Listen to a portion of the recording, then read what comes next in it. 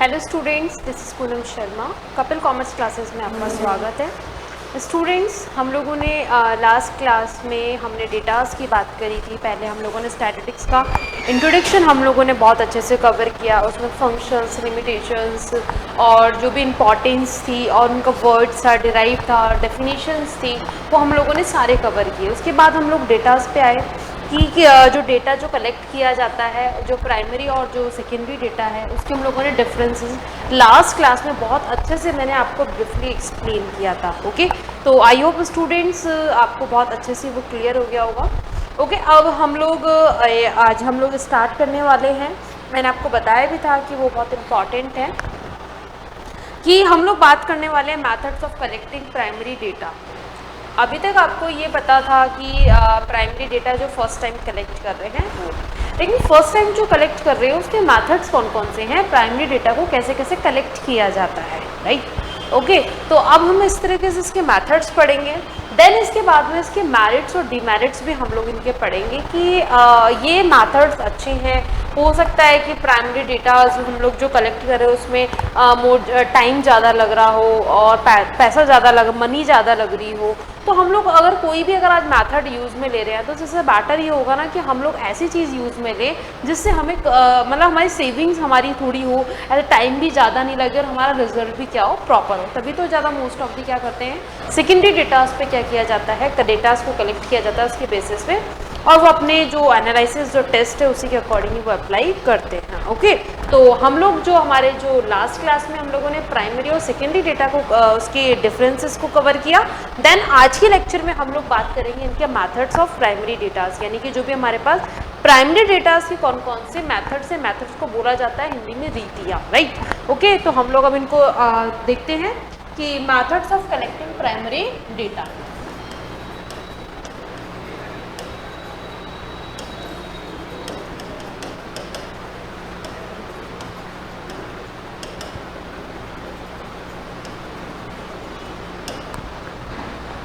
प्राथमिक समंकों के संग्रहण की रीतियां।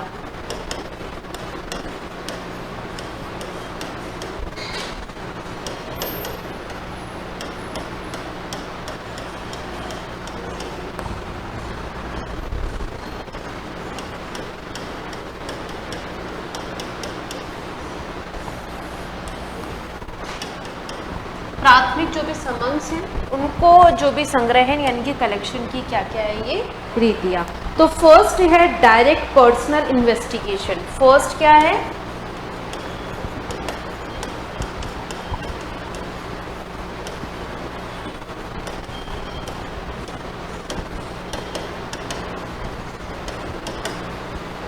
डायरेक्ट पर्सनल इन्वेस्टिगेशन करना, इसको हिंदी में बोला जाता है प्रत्यक्ष व्यक्तिगत अनुसंधान।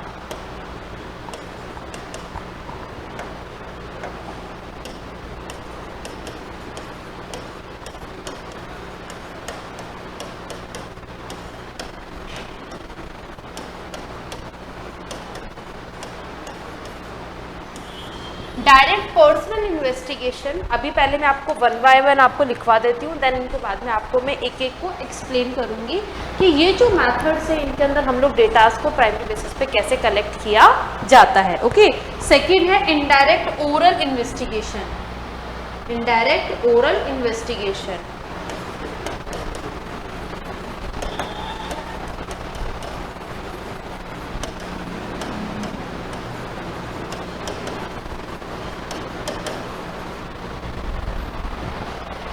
अप्रत्यक्ष मौखिक अनुसंधान।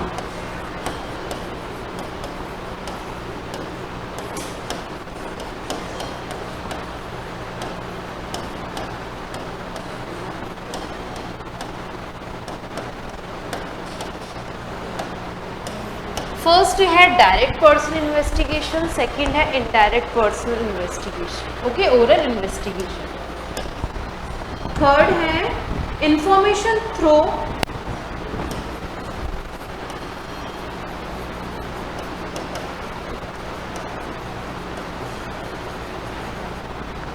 correspondence of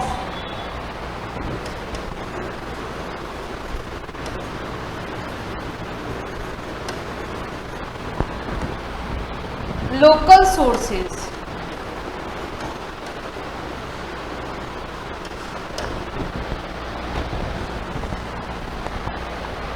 संवाददाताओं द्वारा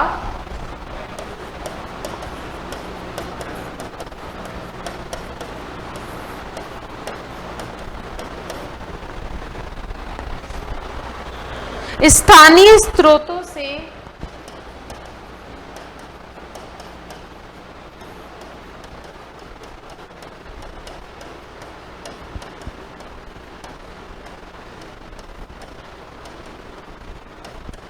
सूचना प्राप्ति। ओके, फोर्थ है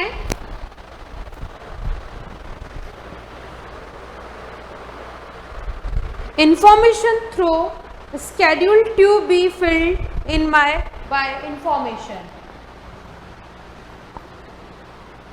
information through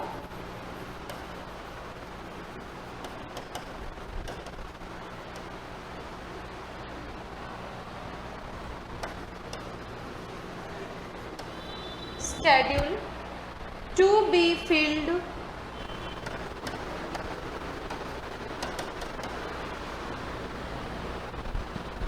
in by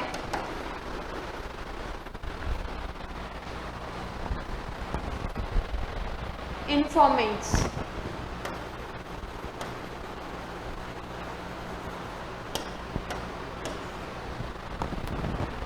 सूचकों द्वारा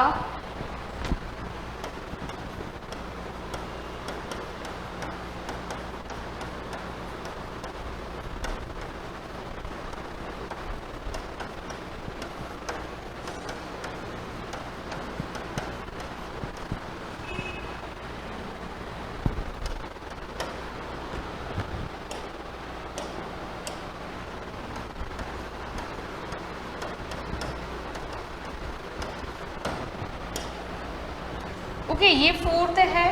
फिफ्थ है हमारी इंफॉर्मेशन थ्रू रजिस्ट्रेशन।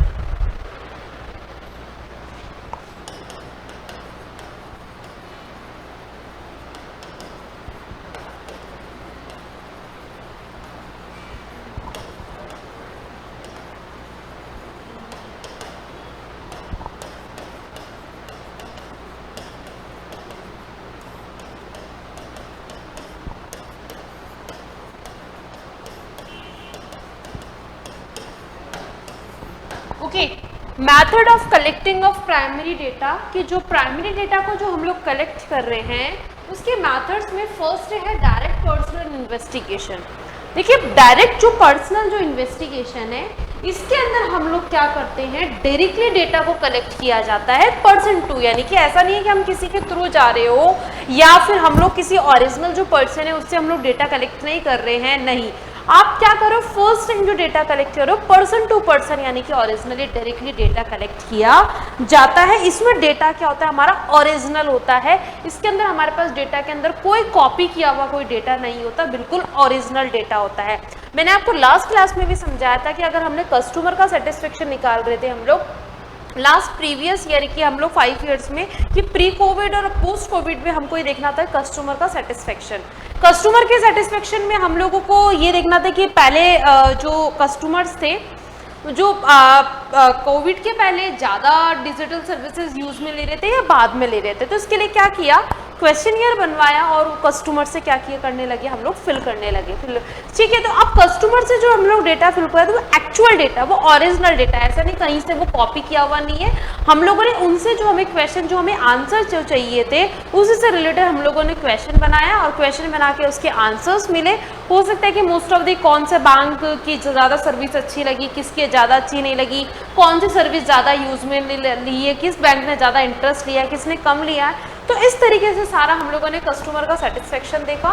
देन इसके बाद में हम लोगों ने क्या किया, क्वेश्चनियर को फिल करवाया। तो इसी को हम लोग बोलते हैं डायरेक्ट पर्सनल इन्वेस्टिगेशन, जिसके अंदर हम लोग person to person directly data क्या किया जाता है, डेटा कलेक्ट किया जाता है, जो बिल्कुल कॉपी किया हुआ नहीं होता, वो ओरिजिनल होता है। क्लियर? अब हम लोग ये बात करें, इसके अंदर हम लोग इसके मेरिट्स की बात करते हैं। अब आपको समझ में तो आ गया होगा डायरेक्ट पर्सनल इन्वेस्टिगेशन के। पर्सनल इन्वेस्टिगेशन के अगर हम लोग मेरिट्स की बात करें, यानी कि इनकी गुण और दोष, और देखो हर कोई ऐसा नहीं है कि जो प्राइमरी डेटा है वो परफेक्ट है, इसमें कोई कमी नहीं है, नहीं ऐसा नहीं है, हर चीज़ में किसी ने कहा कमी तो होती है ना, ऐसा कोई परफेक्ट तो है नहीं है। तो इसके हम लोग मेरिट्स भी देखेंगे और डीमेरिट्स भी देखेंगे। तो फर्स्ट ऑफ ऑल हम लोग बात करते हैं मेरिट्स की। मेरिट्स की हम लोग ये कि ओरिजिनलिटी, यानी कि बिल्कुल ओरिजिनल होता है, इसमें कोई भी कॉपी किया हुआ नहीं होता, ये क्या होता है, ओरिजिनल होता है। Okay okay. नेक्स्ट है एक्यूरेसी। एक्यूरेसी दैट मीन्स कि हम लोग जो डेटा जो कलेक्ट करते हैं वो बिल्कुल क्या होता है, शुद्ध होता है, दैट मीन्स ओरिजिनल होता है, शुद्ध, यानी कि इसमें कोई घपलेबाजी नहीं होती है। ओके। थर्ड है हमारे पास में होमोजेनिटी। जिस व्यक्ति द्वारा जो डेटा कलेक्ट किया जाता है वो बिल्कुल क्या होता है कि एक होमोजीनियस होता है, सजातीय रूप से होता है, समान होता है। क्लियर।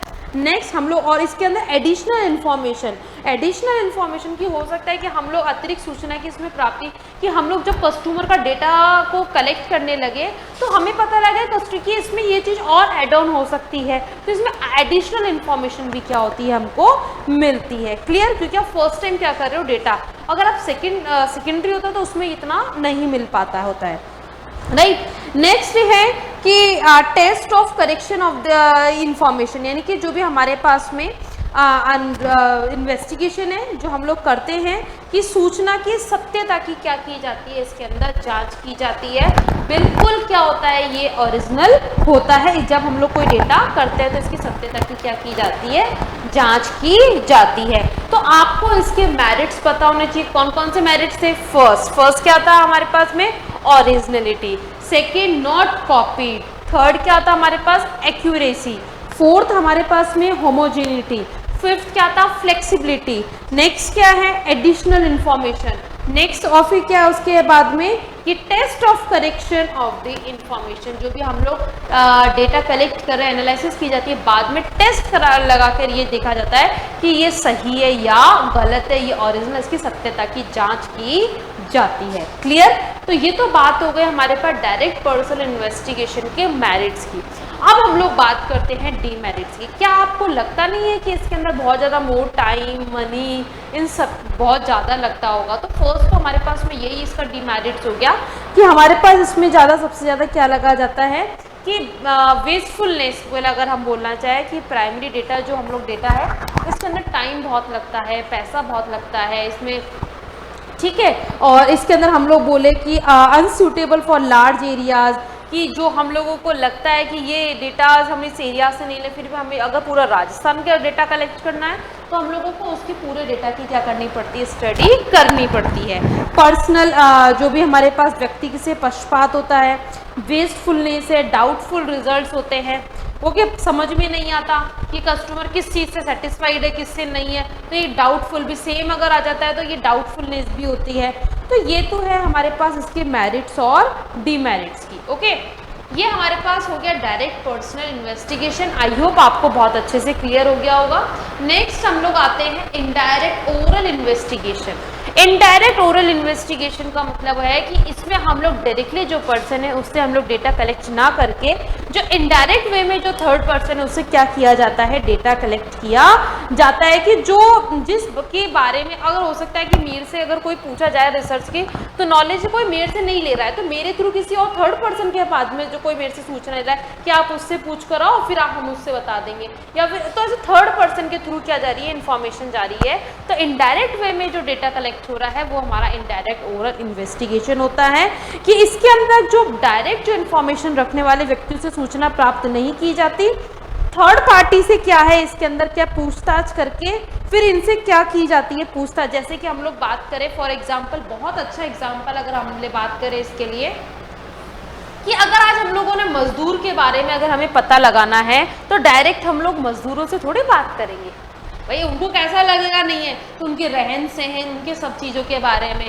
तो हम लोग क्या करेंगे, इनके बारे में किसी और से पूछना, that's called indirect oral investigation, right. Okay. तो अब इसके हम लोग बात करते हैं कि मेरिट्स की और डीमेरिट्स की। मेरिट्स यानी कि दैट मीन्स कि लार्ज एरियाज, यानी कि इकोनॉमी, क्विकनेस वगैरह और अनबेस्ड, एक्सपर्ट ओपिनियन भी इसमें होता है। तो ये सब क्या है इसके मेरिट्स है। डीमेरिट्स की बात करें हम लोग तो लैक ऑफ करेक्टनेस, यानी कि हम लोग इसके अंदर बहुत कमी पाई जाती है, किसकी शुद्धता का अभाव पाया जाता है, क्योंकि इसमें अगर आप हो सकता है कि इस इनडायरेक्ट ओरल इन्वेस्टिगेशन के अंदर अगर आप किसी डेटा कलेक्ट करते हो तो हो सकता है वो डेटा प्योर हो, ओरिजिनल हो, लेकिन आप किसी के जिसको जानकारी आप उससे डेटा ना लेके थर्ड पार्टी के थ्रू अगर आप डेटा कलेक्ट कर रहे हो तो आप कैसे कह सकते हो कि वो डेटा करेक्ट होगा? नहीं, तो उसके अंदर करेक्टनेस, लैक ऑफ करेक्टनेस, यानी कि इसके अंदर शुद्धता की क्या पाई जाती है? कमी पाई जाती है। क्लियर? फिर है लैक ऑफ यूनिफॉर्मिटी, यानी कि यूनिफॉर्मिटी की समानता, कोई इक्वलिटी नहीं होती है। क्लियर? फिर है हमारे पास लैक ऑफ सीक्रेसी, हो सकता है कि किसी चीज़ को हम लोगों को मेरे को सीक्रेट रखना हो, कि जिसके अंदर अगर आप थर्ड पार्टी से अगर आपको तो उसके बारे में सब कुछ पता है तो सीक्रेट सारा चला जाता है, तो लैक ऑफ सीक्रेसी, यानी कि सीक्रेसी की भी क्या होती है? कमी होती है। क्लियर? फिर है फियर, यानी कि भय, दबाव, यानी कि डर जो बना हुआ रहता है इसके अंदर। ओके, तो अब आपको समझ में आ गया जो डायरेक्ट डेटा, तो डायरेक्ट पर्सन इन्वेस्टिगेशन, इनडायरेक्ट जो आप थर्ड पार्टी के थ्रू आप डेटा जो कलेक्ट कर रहे हो, that means indirect oral investigation. Okay, तो आई होप आपको ये भी बहुत अच्छे से क्लियर हो गया होगा। नेक्स्ट है information through correspondence of local sources, यानी कि जो भी संवाददाताओं द्वारा स्थानीय स्रोतों से क्या कर रहे हैं हम लोग, जो भी सूचना प्राप्त कर रहे हैं। इस रीति के अंदर जो भी हम लोग जो भी इंफॉर्मेशन जो कलेक्ट करने के लिए जो भी इन्वेस्टिगेशंस की जाती है वो क्या करता है हमारे पास, इसके लिए एक पर्सन है वो एक नियुक्त किया जाता है। इसके लिए नियुक्त रूप से आवश्यक जानकारी भेजने के निर्देश दिए जाते हैं, समय समय पर इन्वेस्टिगेशन किया जाता है। और इसमें समस्याओं के संबंध में क्या होता है, इसके अंदर जो भी ये जो है इसमें समस्या के संबंध से किया जाता है। नियमित रूप से सूचना प्राप्त करनी हो, सूचना के संदर्भ में उच्च स्तर की शुद्धता की आवश्यकता ना हो। क्लियर? अगर कोई समाचार पत्र, पत्रिकाओं, बाजार भावों से संबंधित संग्रहण में क्या ही रीति को काम में लिया जाता है कि इसके लिए क्या है, कोई एक पर्सन अलॉट होता है, अलॉट से फिर उससे क्या की जाती है, ये डेटास क्या है जो भी इंफॉर्मेशन प्राप्त की जाती है। क्लियर? तो इसके लिए भी इकोनॉमी की, जैसे लोकल लार्ज एरिया, वही कंटिन्यूटी, तो मैरिट्स ना सभी के आपको सिमिलर से लगेंगे, राइट? तो अब है इसके अंदर, अब आपको क्या पता कि अगर कोई भी मोल भाव किसी भी चीज़ की अगर आपने कोई पर्सन अलॉट कर रखा है, अगर उसके आप जो इन्फॉर्मेशन ले रहे हो तो आप कैसे कह सकते हो कि वो ओरिजिनल है? नहीं, तो lack of originality, right? Okay, फिर लैक ऑफ यूनिफॉर्मिटी, वो समानता नहीं हो सकता है कि आज किसी भाव किस चीज़ का ज़्यादा बता रहे, कल ज़्यादा कम, तो वो एक समान नहीं होता, हो सकता है मेरे से ज़्यादा पड़ोसी से कम। ओके, तो अगर हो सकता है ना कि मेरे को तो वो भाव ज़्यादा, मेरे को दूसरा मेरे बाद में कोई पर्सन आया उसको क्या दिखा रहे हैं, कम दिखा रहे हैं, तो लैक ऑफ यूनिफॉर्मिटी, राइट? तो आपको आई होप ये भी बहुत अच्छे से क्या है समझ में आ गया होगा। नेक्स्ट है कि हम लोग एक क्वेश्चनियर भरवाते हैं, तो इसके अंदर हमारे पास में था information through schedule to be the fill by, जो भी हम लोग फिल करवा रहे हैं इसमें ये था कि information through schedule to be filled in by informants, यानी कि जो भी क्वेश्चनियर वगैरह फिल करवा कर हम लोग जो डेटा कलेक्ट कर रहे होते हैं वो भी इसके अंदर हम लोग लेते हैं। जैसे इसके अंदर क्या है कि एक अनुसंधानकर्ता एक रिसर्च के उद्देश्य से, इन्वेस्टिगेशन के उद्देश्य से क्या करता है, उसको ध्यान में रखकर संबंधित कुछ उससे प्रश्न बना लिए जाते हैं। मैंने आपको फिर अब आई बात आ गई है कि कस्टमर से रिलेटेड हम लोगों ने बात करी थी सेटिस्फेक्शन की, तो मैं अब जो मेरा जो ऑब्जेक्टिव है, जो मेरा जो भी प्रॉब्लम है, मैं जिसकी अगर जो भी डेटा कलेक्ट करना हो उसी से रिलेटेड मैं क्या डालूंगी, क्वेश्चन बनाऊंगी कि मैंने कस्टमर्स के रिलेटेड अगर डेटा कलेक्ट करना है, जो भी रिसर्च है उसके ऑब्जेक्टिव के बेसिस पे, तो मैंने उसी के बेसिस पे क्या बनाए, ऑब्जेक्टिव्स बनाए। फिर उसके बाद में ही फिर मैंने क्या किया, डेटा को कलेक्ट किया। डेटा फिर क्या करते हैं हम लोग, एक गूगल फॉर्म बना लेते हैं। आजकल तो ऑनलाइन अगर आपको डेटा कलेक्ट करना हो तो आप गूगल फॉर्म बना के फिर आप उसको हार्ड कॉपी निकलवा के फिर आप क्वेश्चन से सबको आप क्या कर सकते हो, फिल करवा सकते हो। और आप अगर लिंक अगर किसी को ऑनलाइन है तो आप लिंक भी भेज दो, देन लिंक फिर वो फिल करके वो आपके पास सबमिट, आपके पास में वो रेस्पॉन्स शो होने लग जाते हैं, राइट? तो इस तरीके से भी क्या है, डेटा को क्या किया जाता है, कलेक्ट किया जाता है। फिर इसके मेरिट्स, इकोनॉमी, ओरिजिनलिटी, एडुकेट होता है ये, क्योंकि ओरिजिनल है, नॉट कॉपीड होता है, वही से है ना।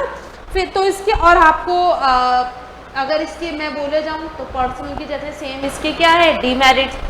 आपको कैसे पता, इसके अंदर हमारे पास मोर टाइम, मनी, सबकी क्या होती है, कमी होती है इसमें। और क्योंकि इसमें बहुत ज़्यादा टाइम लगता है, बहुत ज़्यादा टाइम लगता है, मनी लगती है, तो ये भी इसकी क्या है, इसके डीमेरिट्स है। अब हो सकता है कि आपने जो आप जो भाई क्वेश्चनियर फिल करवाओ तो हर किसी की रुचि नहीं होती ना उसको फिल करने की, हो सकता है कोई फिल करे, आप किसी को कैसे प्रेशराइज कर सकते हो, नहीं कर सकते हो ना, तो इसमें इंटरेस्ट, तो ये भी सबसे ज़्यादा इसका डीमेरिट्स है, ये ध्यान रखना। इसका सबसे ज़्यादा बड़ा डीमेरिट्स है कि उनके इंटरेस्ट पे, अगर मैंने किसी को ऑनलाइन लिंक दिया, व्हाट्सएप पे बोले मैंने आपको लिंक दिया, आप क्वेश्चनियर दिया, आप फिल कर दो, भाई उसकी डिपेंड है, उसकी मर्जी, आप उसको फोर्स नहीं कर सकते हो। तो इसमें सबसे ज़्यादा दिक्कत होती है क्वेश्चनियर को फिल करवाने में। नो डाउट बहुत इजी होता है, एक्यूरेसी ओरिजिनल रिजल्ट आता है, लेकिन इसके अंदर इसको फिल करवाने में उतना ही टफ होती है ये, क्योंकि आप किसी से सबसे एक एक जने से आप भेज के या उनको आप हार्ड कॉपी रिक्वेस्ट करके आप डेटा फिल करवा रहे हो, तो वो एक सबसे बड़ा टफ क्या होता है मैथड, ये इसकी क्या है, इसका डीमेरिट्स है, राइट। फिर है लिमिटेड, इसके अंदर स्कोप्स होते हैं, ओके।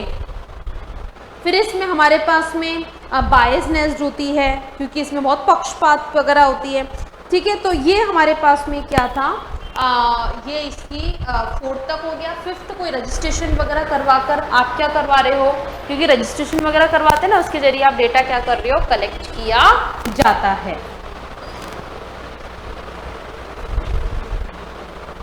ओके, तो आई होप स्टूडेंट्स आपको ये बहुत अच्छे से क्लियर हो गया होगा कि हम लोग जो बात कर रहे हैं,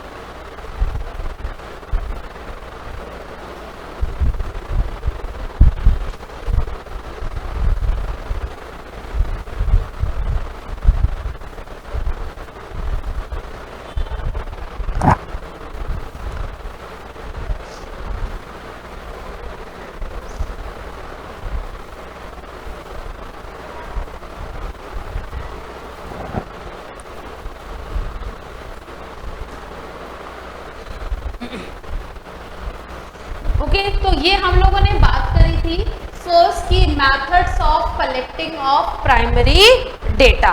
मैं आपके लिए यही देख रही थी कि इसमें और कोई इंपॉर्टेंट, और कोई अगर कंपटीशन से रिलेटेड इसमें और कहीं क्वेश्चन कुछ बन रहा है, नहीं, बस डायरेक्टली आपसे ये चीज़ें आपको ध्यान होना चाहिए कि इनसे डायरेक्टली क्वेश्चन पुटअप हो जाता है कि बताइए डायरेक्ट पर्सन इन्वेस्टिगेशन के अंदर डेटा कैसे कलेक्ट होते हैं, आपसे एग्जांपल देके पूछे, 3 एग्जांपल आपको इसका दे दे, एक एग्जांपल इसका दे दे, इनडायरेक्ट में कैसे, और हमारे पास ये क्वेश्चनियर जो डेटा फिल करवाया जाता है उसके आप मेरिट्स और डीमेरिट्स से क्वेश्चन पूछ लिया जाता है। तो आप लोग ये टॉपिक बहुत अच्छे से क्लियर करिएगा। ओके, अब हम लोगों ने ये तो बात कर ली कि प्राइमरी डेटा के बेसिस पे आप जो डेटा कलेक्ट कर रहे हो वो इस पे, तो भाई सेकेंडरी में भी तो डेटा कलेक्ट करने के कोई ना कोई मैथड्स तो होंगे ही ना।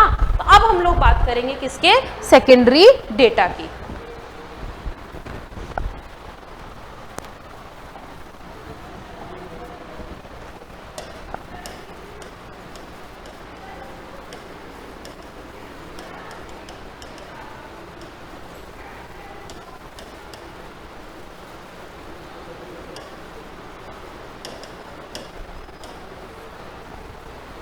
Methods of collecting of secondary data की द्वितीय समंकों का संग्रहण की क्या है, रीतियां।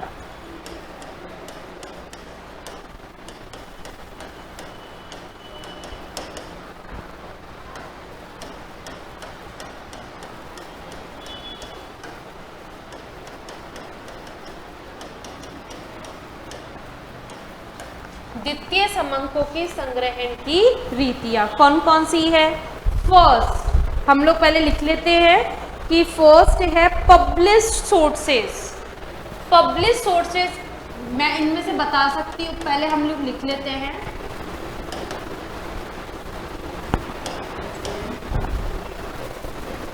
पब्लिश सोर्सेज यानी कि प्रकाशित स्रोत, यानी कि पब्लिश्ड के कौन कौन से सोर्सेज हैं, अभी मैं आपको समझाती हूँ।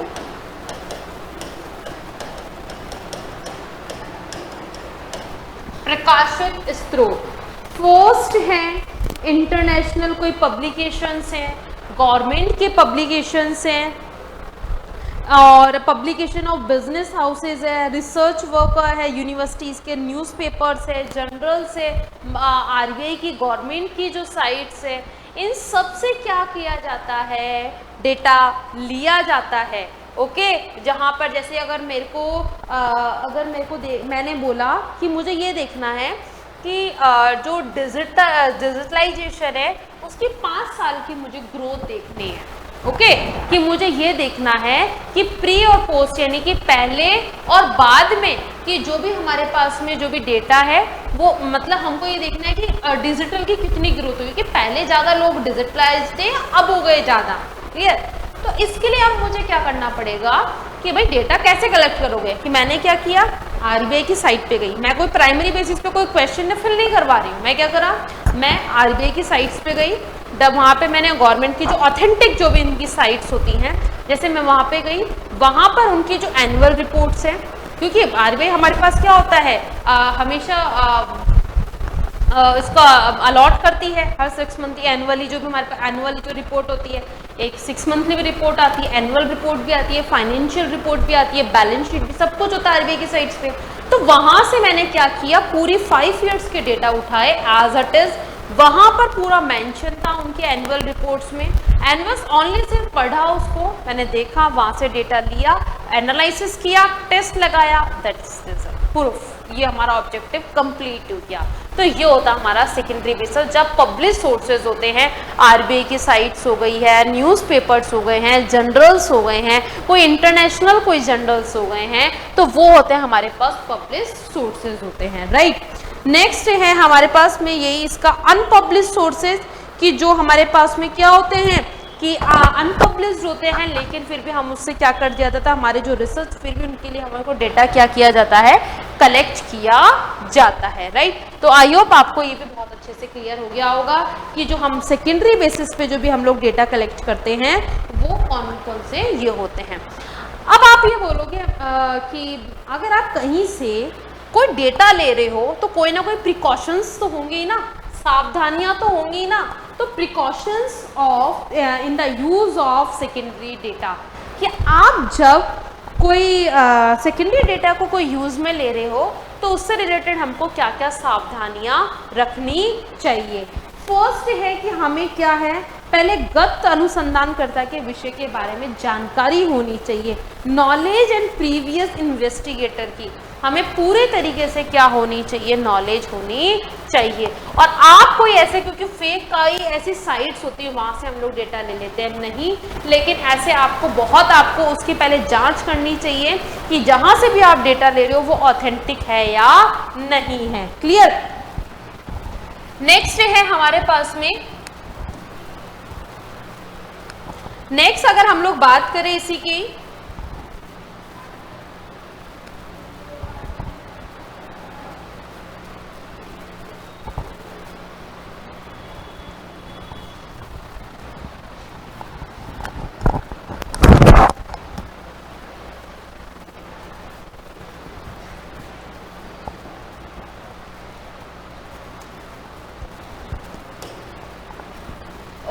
नेक्स्ट अगर हम लोग बात करें इसी में ही कि object of previous investigation, uniformity in scope, अगर आपको वो कोई पता है, आपने फालतू वहाँ पर डेटा इकट्ठा कर लिया और आपके ऑब्जेक्ट के बेसिस पे वो है ही नहीं डेटा, तो वो डेटा भी क्या होना चाहिए, आपको एक बार चेक कर ले। ये प्रिकॉशंस हैं जो एक सेकेंडरी डेटा आप जब कलेक्ट कर रहे हो तो उसमें ये सब ज़्यादा हमको क्या होनी चाहिए, प्रिकॉशंस होनी चाहिए, हमको ये सब चीज़ें सावधानियाँ रखनी चाहिए। क्लियर? हमें है ना एक्यूरेसी का ध्यान रखना चाहिए, है ना, और उनके ऐसा नहीं है कि हम लोग डेटा 5 साल का, अगर वो है ही नहीं 5 साल का और उस पर गलत वो शो हो रहा हो, तो हर चीज़ की तरीके की आपको जांच करके तभी आपको पूरा चेक कर लेना चाहिए उसको, उसका प्रायोरिटी लेवल पे, उसका सेकेंडरी लेवल पे, सब तरीके से उसके सोर्सेज को लगा के चेक कर लो कि वो हमारा सेकेंडरी डेटा ऑथेंटिक है या नहीं है। क्लियर? तो आई होप स्टूडेंट्स आपको ये बहुत अच्छे से क्लियर हो गया होगा प्राइमरी डेटा पे कैसे डेटा को कलेक्ट किया जाता है और सेकेंडरी डेटा से कैसे डेटा को कलेक्ट किया जाता है। नेक्स्ट है हम लोग अब बात करते हैं इसी में जो मैं आपको बता भी रही थी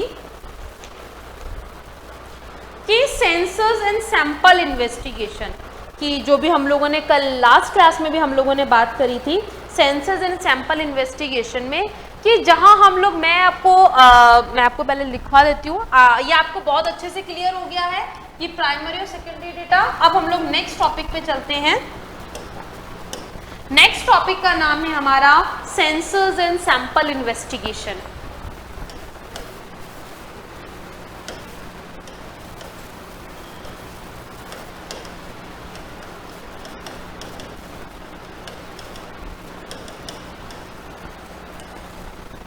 sensors and sample investigation. First, sensors and sample investigation के अंदर हम इसको अगर हिंदी में बोले तो बोलते हैं संगणना तथा प्रतिदर्श अनुसंधान।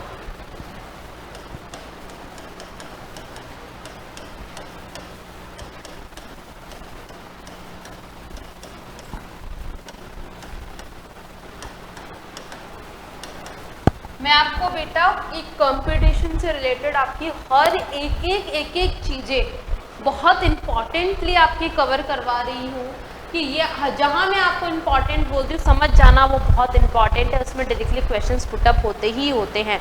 और मैं अभी तक आपको जितने भी मैंने टॉपिक्स कराए हैं उनमें से 101% कंपटीशन एग्जाम में क्वेश्चन बनता ही बनता है। क्लियर?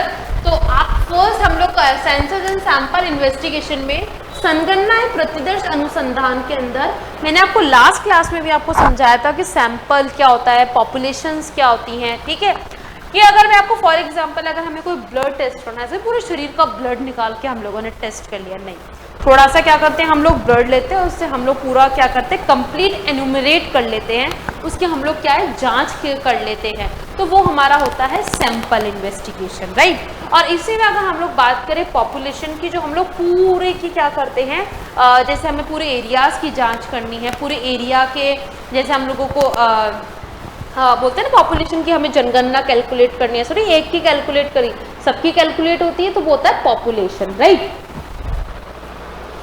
तो आपको ये पता होना चाहिए कि सैंपल और पॉपुलेशन का मीनिंग। क्लियर? ओके। अब है मेथड ऑफ कलेक्टिंग डेटा के अंदर कि हमारे पास में कि जो भी सैंपल के अंदर हम लोग जो डेटा जो कलेक्ट करते हैं उसके दो तरीके के मेथड होते हैं। तो method of collecting data, methods of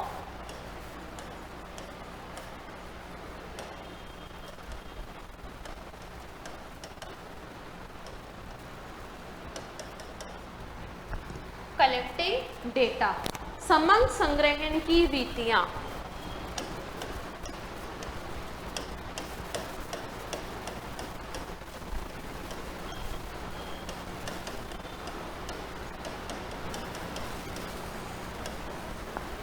जो भी समग्र संग्रहण की रीतियां। फर्स्ट है सेंसस इन्वेस्टिगेशन मेथड।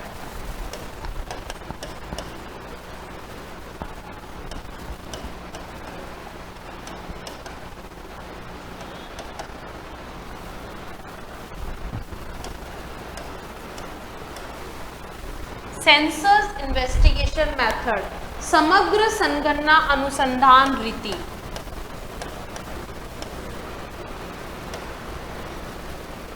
समग्र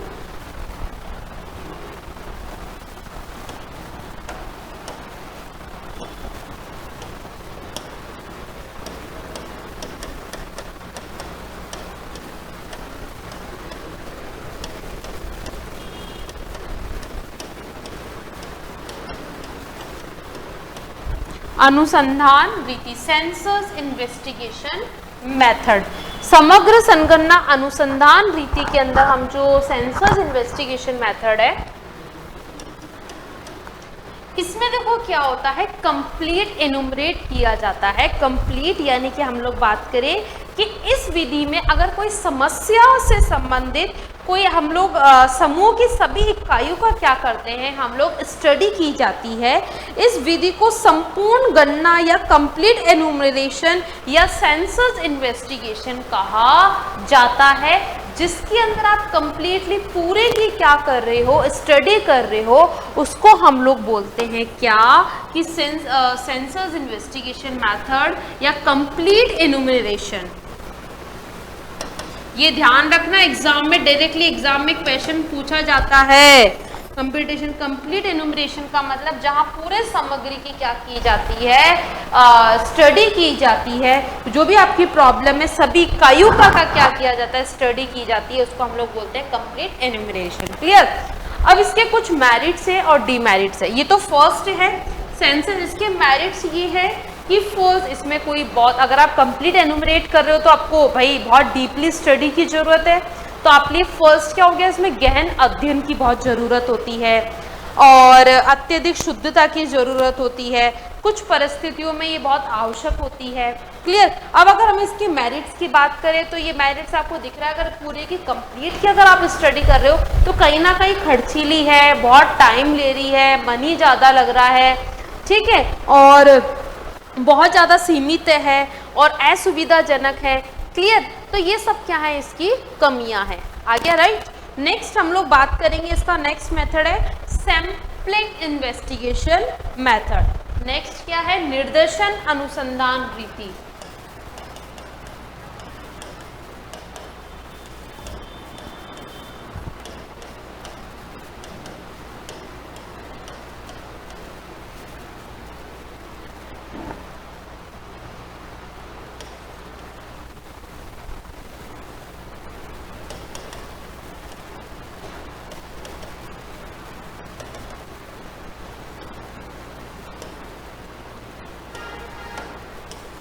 सैम्पलिंग इन्वेस्टिगेशन मेथड। इसमें हम लोग सैम्पलिंग इन्वेस्टिगेशन मेथड के अंदर जो भी हम लोग बात करें, इसमें क्या की जाती है, वही सैंपल पूरे की स्टडी ना करके, वही सेम मैंने क्या बोला, कुछ की, जैसे ब्लड की बताया ना मैंने, कुछ की स्टडी करके आप क्या कर रहे हो, एनालिसिस किया जाता है, उसे हम लोग बोलते हैं सैंपलिंग इन्वेस्टिगेशन मेथड। के पूरे की स्टडी ना करके, पूरे का मतलब हम लोग जांच ना करके, एक उसकी क्या कर लेते, स्टडी करके पता लगा लिया। जैसे कि आज मैं ये बोलूँ कि मुझे कोई स्टडी करके पता लगाना, तो मैं ऐसा करूँ जितने भी रिसर्च पूरे किन की नहीं, मैंने कुछ 10-15 उससे रिलेटेड कोई रिसर्च पेपर पढ़े, तब पता लगा दिया कि एक्चुअल में क्या प्रॉब्लम है, क्या लिमिटेशन है, कहाँ रिसर्च क्या हो गया है।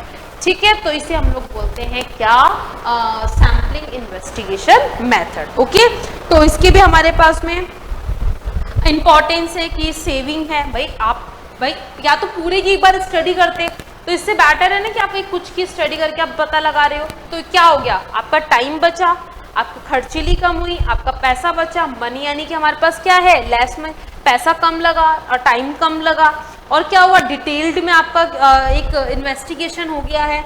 ओके, और लिमिटेड सोर्सेज के अंदर detail investigation from limited sources, यानी कि जो भी डिटेल के अंदर हमारे पास में क्या है, इन्वेस्टिगेशन हुआ, किसके अंदर, एक लिमिटेड सोर्सेज के अंदर, कहाँ ही तो आप पूरी डीपली स्टडी कर रहे थे। Next, reliability of result, only possible method in some specific cases. ठीक है, तो ये हमारे पास में क्या है, सारे only possible method, some specific cases, more specific method, convenient management and organization। एक जो भी ऑर्गेनाइजेशन है या कोई मैनेजमेंट है, उनके लिए बहुत कन्वीनियंट होती है ये मेथड। क्यों? क्योंकि उनके लिए भी बहुत ज़्यादा टफ है कि आप एक पूरे की स्टडी करना, दैट इज़ द वेरी, मतलब बहुत ज़्यादा टफ है, वेरी टफ है। तो इसके लिए हम लोग क्या करते हैं, इसके लिए हम लोग क्या है, एक सैम्पलिंग इन्वेस्टिगेशन मेथड को क्या है, यूज में लिया जाता है, जिससे कि एक डिटेल्ड स्टडी होती है from limited sources. Right, okay. अब एक बात बताओ, जब हम लोगों ने मेरिट्स पढ़ लिए तो कहीं ना कहीं इसके डिमेरिट्स भी तो होंगे।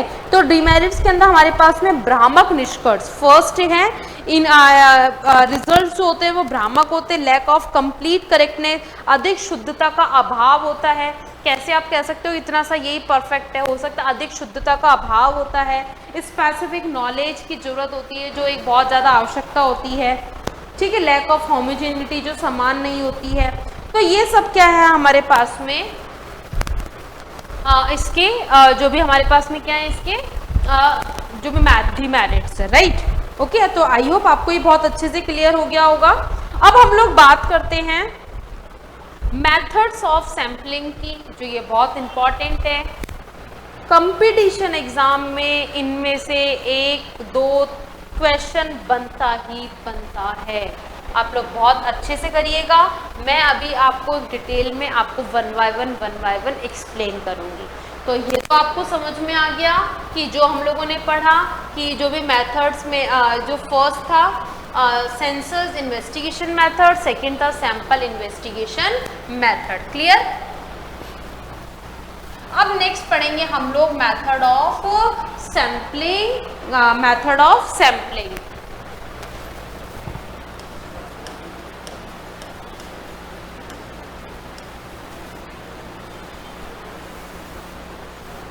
मेथड्स ऑफ सैम्पलिंग यानी कि जो चयन की विधियां।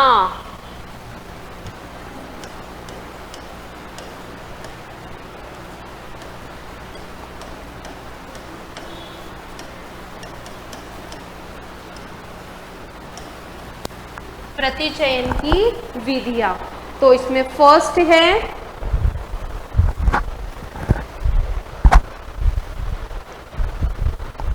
Deliberate sampling.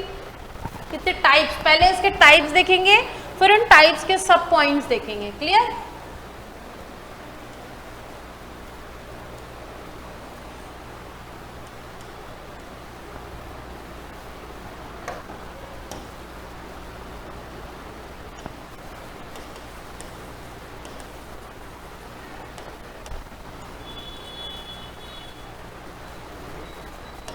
सविचार प्रतिचयन, इसे क्या बोला जाता है?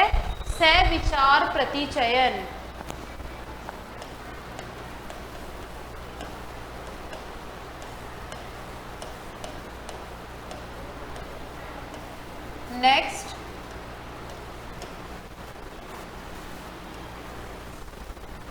नेक्स्ट है हमारे पास में रैंडम सैंपलिंग, इसको बोलते हैं देव प्रतिचयन।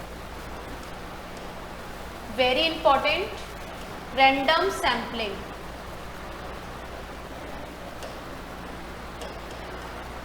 देव प्रतिचयन। थर्ड है हमारे पास में मिक्स्ड सैंपलिंग, मिश्रित प्रतिचयन।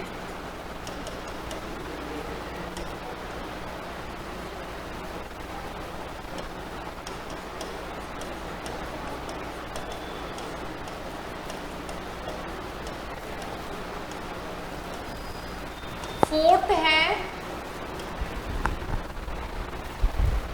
Other methods.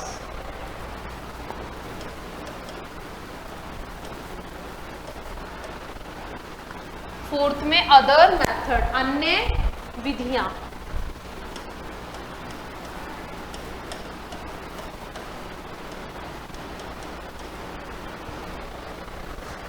तो फर्स्ट डेलिब्रेट सैंपलिंग की इसकी नहीं टाइप, इसके 4 पहले हम लोग टाइप्स देखते हैं।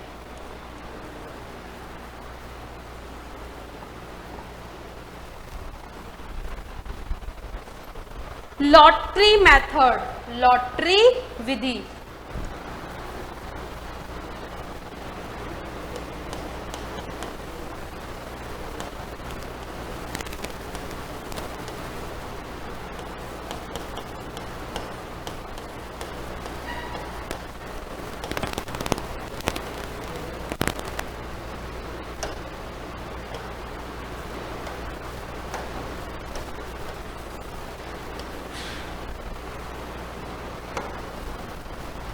नेक्स्ट है बाय रोटेटिंग ड्रम, ढोल घुमाकर।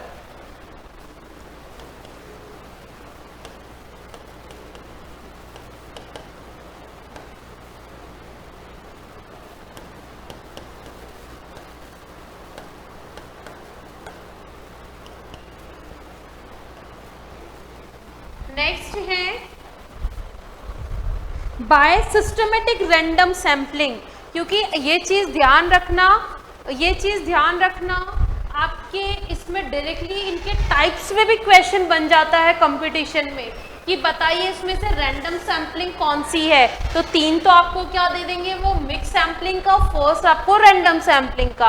आपसे ये भी पूछ सकते बताइए इनमें से रैंडम सैम्पलिंग कौन सी नहीं है, आपसे पूछ सकते हैं मिक्स सैम्पलिंग कौन सी है, आपसे इसके अंदर ये भी पूछ सकता है कि डेलिब्रेट सैम्पलिंग कौन सी होती है। तो ये बहुत इसके जो टाइप से हैं, इन टाइप्स में से ये 2 या 3 क्वेश्चन तो इजीली पूछा जाता है। तो lottery method, by rotating drum, third है by systematic random sampling. By systematic यानी कि व्यवस्थित देव प्रतिचयन विधि।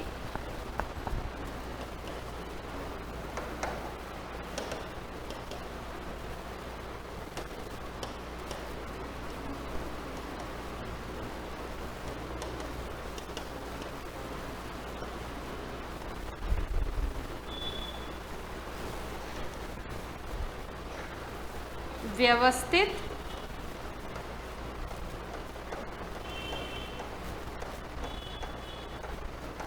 देव प्रतिचयन। ओके, तो ये तो आपको पता लग गया कौन कौन सी है रैंडम सैम्पलिंग, लॉटरी विधि, रोटेटिंग मेथड, और एक वो ड्रम वाला जो था हमारे पास गोल घुमाकर वाला, एक सिस्टमैटिक रैंडम सैम्पलिंग। 3 जो है, और एक बाय रैंडम नंबर्स जो भी होते हैं। ठीक है, तो लॉटरी मेथड, रोटेटिंग ड्रम और बाय और सिस्टमैटिक रैंडम सैम्पलिंग, राइट। फिर है मिक्स्ड सैम्पलिंग के अंदर, मिक्स्ड सैम्पलिंग आप इसको ये भी ले सकते हो,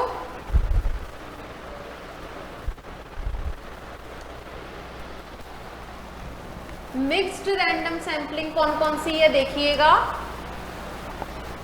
मिक्स्ड रैंडम सैम्पलिंग में, मिक्स सैम्पलिंग में स्ट्रेटिफाइड सैम्पलिंग, वेरी इंपॉर्टेंट, कम से कम 2 या 3 हर बार कंपटीशन एग्जाम में इसमें से क्वेश्चन बनता है कि बताइए जो स्ट्रेटिफाइड सैम्पलिंग है रैंडम सैम्पलिंग की है या मिक्स सैम्पलिंग की है। तो आपको पता होना चाहिए किस में आता है ये, मिक्स सैम्पलिंग के अंदर, और रैंडम सैम्पलिंग में लॉटरी मेथड, रोटेटिंग और सिस्टमैटिक रैंडम सैम्पलिंग आती है। स्ट्रेटिफाइड जो सैम्पलिंग होती है वो किसके अंदर आती है, मिक्स सैम्पलिंग के अंदर। इसको हिंदी में बोला जाता है स्तृत प्रतिचयन।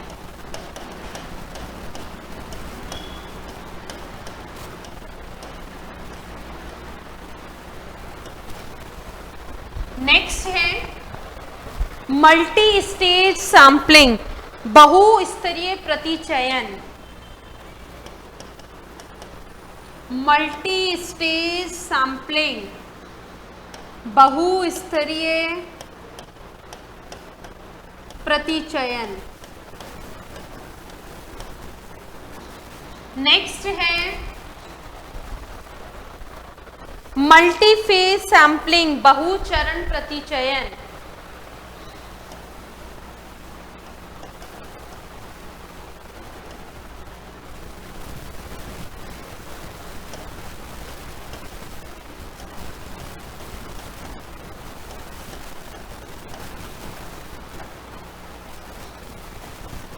नेक्स्ट है क्लस्टर सैम्पलिंग, समूह प्रतिचयन।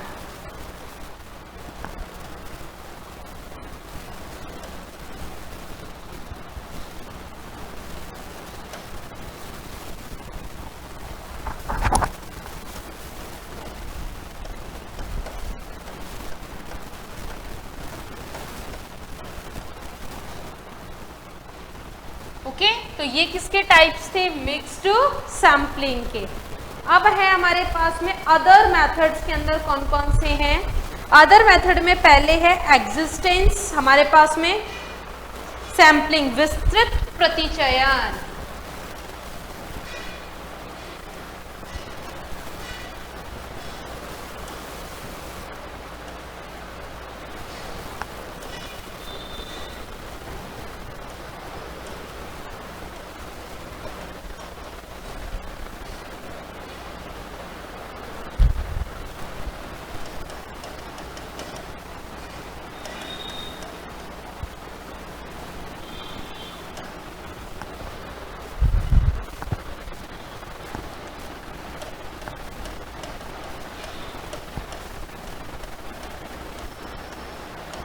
विस्तृत प्रतिचयन, कन्वीनियंस सैम्पलिंग,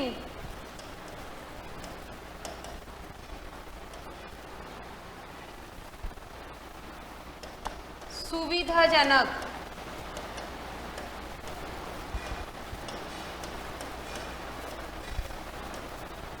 नेक्स्ट है कोटा सैम्पलिंग, वेरी इंपॉर्टेंट, हमेशा एग्जाम में क्वेश्चन पूछते हैं कोटा से, और क्लस्टर, स्ट्रेटिफाइड सैम्पलिंग और एक सिस्टमेटिक रैंडम सैम्पलिंग और लॉटरी मेथड।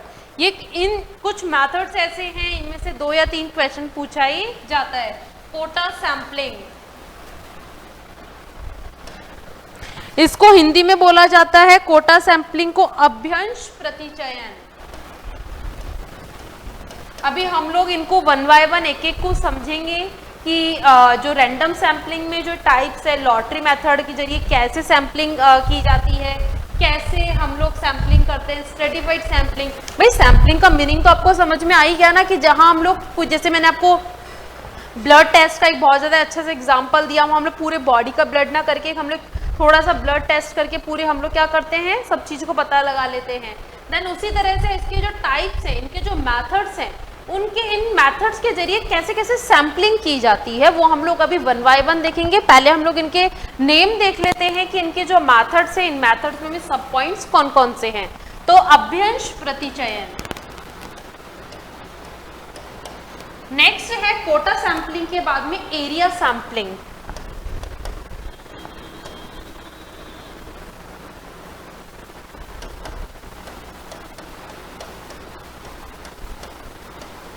क्षेत्र प्रतिचयन, नेक्स्ट है सेल्फ सेलेक्टेड सैम्पलिंग,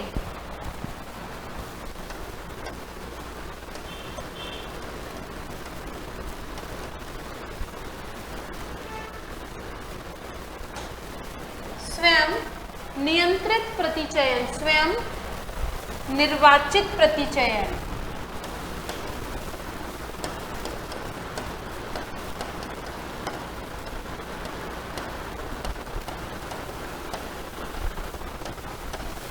नेक्स्ट है सीक्वेंसली है सैम्पलिंग,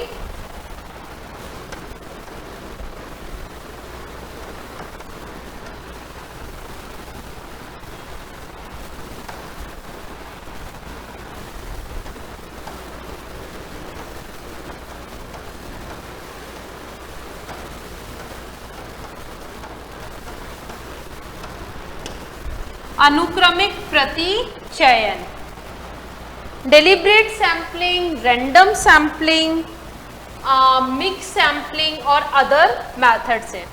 देखिए इसमें फर्स्ट जो हमारे पास में आपको कैसे याद रखना है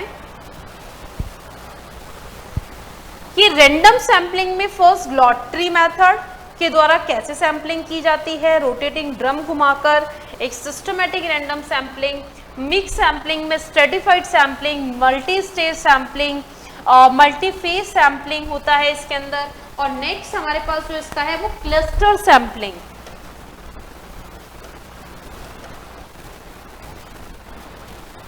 समूह प्रतिचयन। ओके, नेक्स्ट फिर अदर मेथड्स में existence, convenience, quota, area, self और सीक्वेंसली यानी कि सैम्पलिंग, ये सारी हैं। पहले तो इनमें से जो क्वेश्चन जो बनता है वो कैसे इसमें इनके मेथड्स का सही क्वेश्चन देखो, इनमें से इंडीज वाली तो बाद में आप लोग क्वेश्चन को बाद में करेक्ट कीजिएगा। पहले फर्स्ट तो पहले आप ये देखिए कि इनके मेथड्स में कि रैंडम में कौन कौन सी सैम्पलिंग आती है और मिक्स सैम्पलिंग के अंदर कौन कौन सी सैम्पलिंग आती है और अदर्स मेथड्स में कौन कौन सी सैम्पलिंग आती है।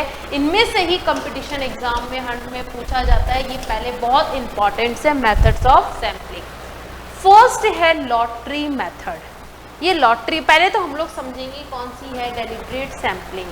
डेलिब्रेट सैम्पलिंग को हिंदी में जो बोला जाता है वो है सविचार प्रतिचयन।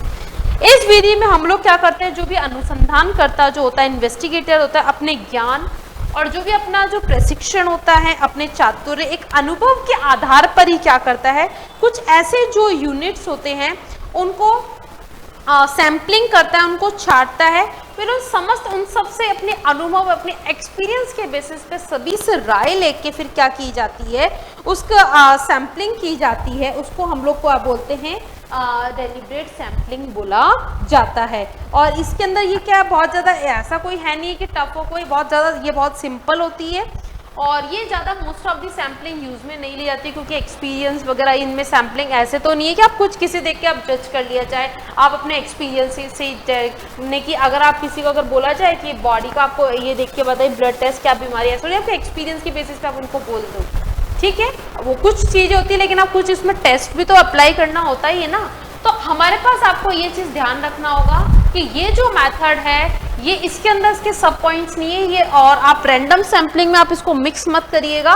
रैंडम सैम्पलिंग के अलग सब पॉइंट्स हैं, ये सारे जो पॉइंट्स हैं किसके पॉइंट्स हैं, रैंडम सैम्पलिंग के। इसमें से हमारे पास में फर्स्ट जो है कौन सा मेथड है, रैंडम सैम्पलिंग। पहले तो हम लोग समझेंगे कि रैंडम सैम्पलिंग होती है।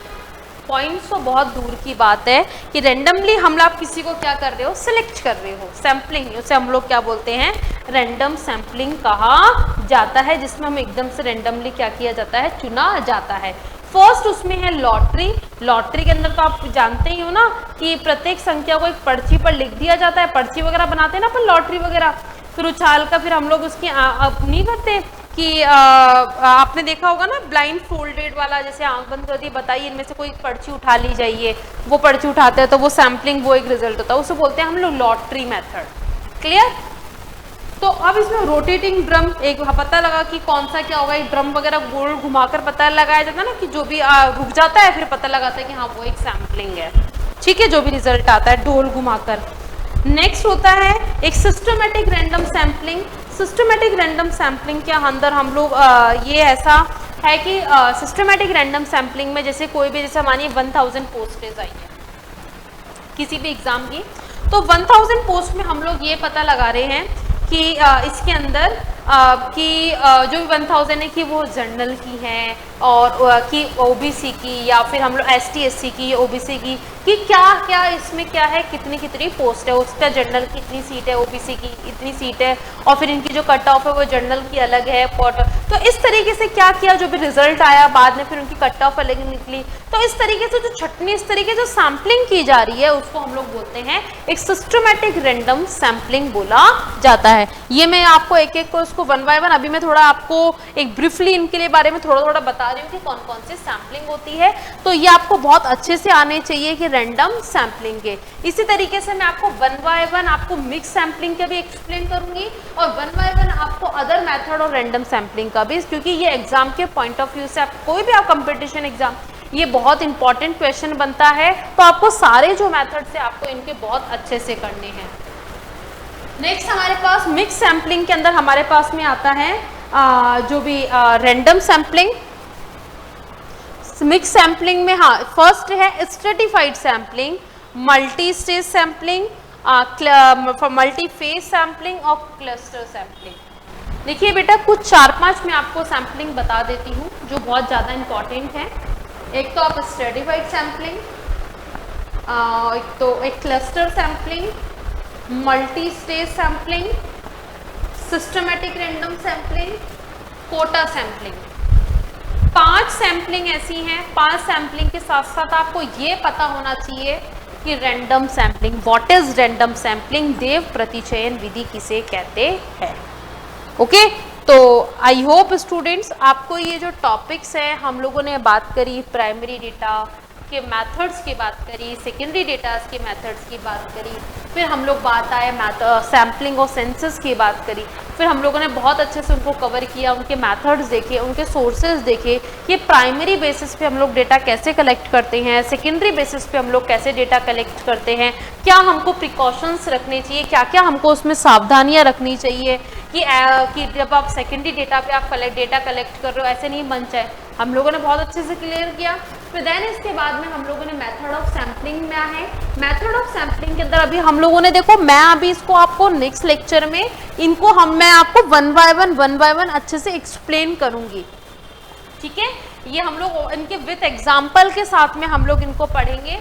अभी सिर्फ आज हम लोगों ने डेलिब्रेट सैम्पलिंग और रैंडम सैम्पलिंग को मैंने आपको एक ब्रीफली आपको एक्सप्लेन किया है, और सिर्फ इनके विथ एग्जाम्पल के साथ हम इनको नेक्स्ट क्लास में कवर करेंगे।